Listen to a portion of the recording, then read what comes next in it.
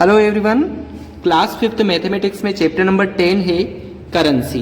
Currency क्या होती है और करेंसी को हम किस तरीके से यूज़ करते हैं और करेंसी की जो फुल डिटेल है वो इस वीडियो में हम देखेंगे। ठीक है, चैप्टर नंबर 10 करेंसी है और in this chapter you will learn about currency, algebraic operation of money, how to make a bill, Indian numerals used for algebraic operations of money and also used for making a bill। यानी इस chapter में हम क्या देखेंगे, सबसे पहले हम देखेंगे करेंसी। करेंसी क्या होती है उसकी डेफिनेशन को समझेंगे, ठीक है, और उसके यूजेस को भी हम देखेंगे। सेकेंड है algebraic operation of money. Money का एल्जेब्रिक ऑपरेशंस यानी मनी को हम किस तरीके से ऐड कर सकते हैं, किस तरीके से उनको सब्ट्रैक्ट कर सकते हैं, वो भी हम इस वीडियो में देखेंगे। How to make a bill. अब आपने देखा ही होगा कि मार्केट में अगर हम जाते हैं तो शॉप वाला हम कोई भी थिंग्स अगर हम लेते हैं तो वो क्या करता है, उसका बिल बना कर देता है। तो वो बिल किस तरीके से बनाता है, उसमें क्या क्या यूज होता है, वो भी हम इसमें सीखेंगे। नेक्स्ट है Indian numerals used for algebraic operations of money and also used for making a bill. यानी इंडियन करेंसी या इंडियन न्यूमेरल्स को हम एल्जेब्रिक ऑपरेशंस में मनी के फॉर्म में किस तरीके से यूज करते हैं, ठीक है, और क्या देखेंगे कि बिल किस तरीके से हम बनाते हैं। यानी जो भारतीय अंक है या भारतीय जो भी सिस्टम है उसमें हम देखेंगे कि मनी का किस तरीके से एल्जेब्रिक ऑपरेशन होता है, वो सारे हम इस वीडियो में देखेंगे।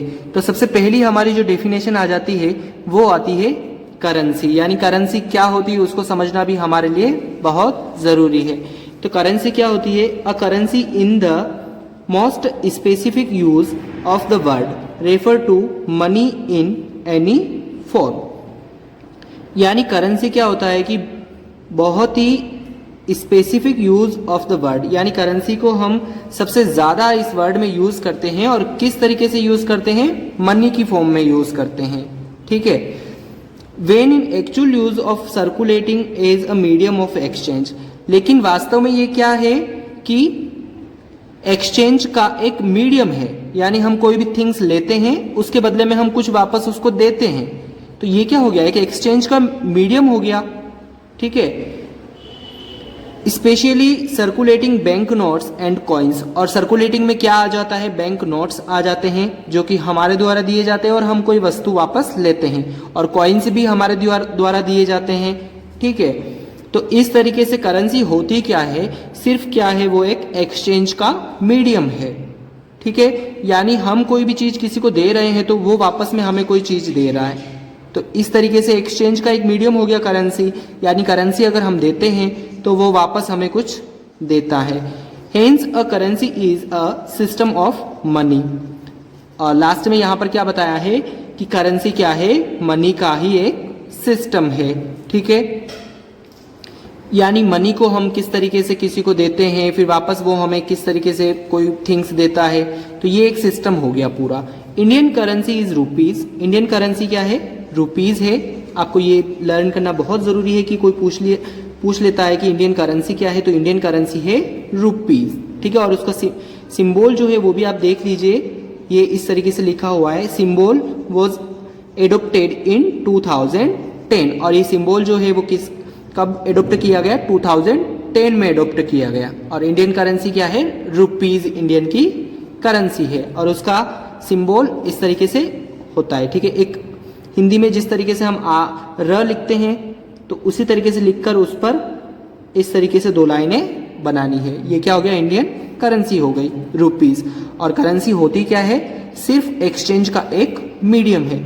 अब आप देखिए बैंकिंग नोट्स किस तरीके के होते हैं, तो 10 रुपीज के नोट इस तरीके से होते हैं, 20 रुपीज के नोट इस तरीके से होते हैं, जो कि आपने देखे ही होंगे। और भी हमारे पास दे रखे हैं बहुत सारे नोट्स। और कॉइन को भी आप देख लीजिए कि कॉइन यानी जैसे कि 1, 2, 5 और 10 का कॉइन, वो हो जाते हैं कॉइन। अब हम इस चैप्टर पर आ जाते हैं कि इस चैप्टर में हम क्या पढ़ेंगे और चैप्टर में हमारे लिए क्या इंपॉर्टेंट है वो देखते हैं। कन्वर्जन ऑफ मनी, यानी मनी का आपस का जो कन्वर्शन होता है वो किस तरीके का होता है। तो सबसे पहले आप देखिए 1 रुपी इज इक्वल्स टू 100 पैसे। ये चीज आपको पता होनी चाहिए कि 1 रुपये में कितने पैसे होते हैं, 100 पैसे होते हैं। अब आपको ऐसे क्वेश्चन भी आ जाते हैं कि आप जैसे कि रुपये को पैसे में चेंज कीजिए या पैसे को रुपये में चेंज कीजिए, तो आपको जब ये पता होगा कि 1 रुपये में 100 पैसे होंगे तो ही तो आप उसको सॉल्व कर पाएंगे। तो चलिए अब इसके बेस पे एक दो हम क्वेश्चंस देख लेते हैं। देखिए अब आप यहां पर मैंने लिखा है 5 रुपीज, यानी ऐसा लिख लूं मैं RS 5, तो इसको आपको किस में कन्वर्ट करना है, पैसे में कन्वर्ट करना है। तो अब हम इसको कन्वर्ट किस तरीके से करेंगे,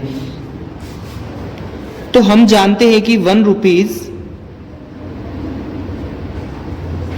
इज इक्वल्स टू 100 पैसे। 1 रुपये में 100 पैसे होते हैं, तो 5 रुपीज में कितने हो जाएंगे, 5 मल्टीप्लाई 100 पैसे, तो 500 पैसे। ठीक है, इस तरीके से हम क्या करेंगे, इसको मल्टीप्लाई कर लेंगे। सेकंड एग्जांपल हम और देखते हैं। जैसे मान लीजिए कि मैंने यहां पर लिखा है 600 पैसे और इसको हमें कन्वर्ट करना है, रुपीज में कन्वर्ट करना है। तो पैसे को रुपये में कन्वर्ट करेंगे, किस तरीके से करेंगे, तो हम जानते हैं कि 1 रुपीज इज इक्वल्स टू 100 पैसे। ठीक है, 1 रुपये में 100 पैसे होंगे, तो 1 पैसे में कितने रुपए हो जाएंगे, तो 1 पैसे में कितने रुपए हो जाएंगे, 1 पैसे में हो जाएंगे 1/100 रुपीज।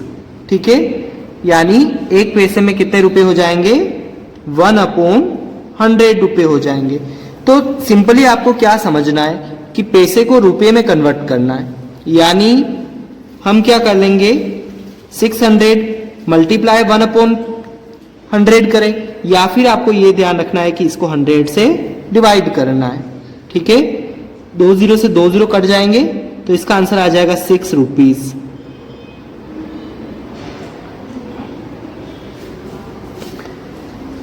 तो ये चीज आपको ध्यान रखनी है कि अगर रुपये को पैसे में कन्वर्ट करना है तो 100 से उसको मल्टीप्लाई करना है, और पैसे को रुपये में कन्वर्ट करना है तो 100 से उसे डिवाइड करना है।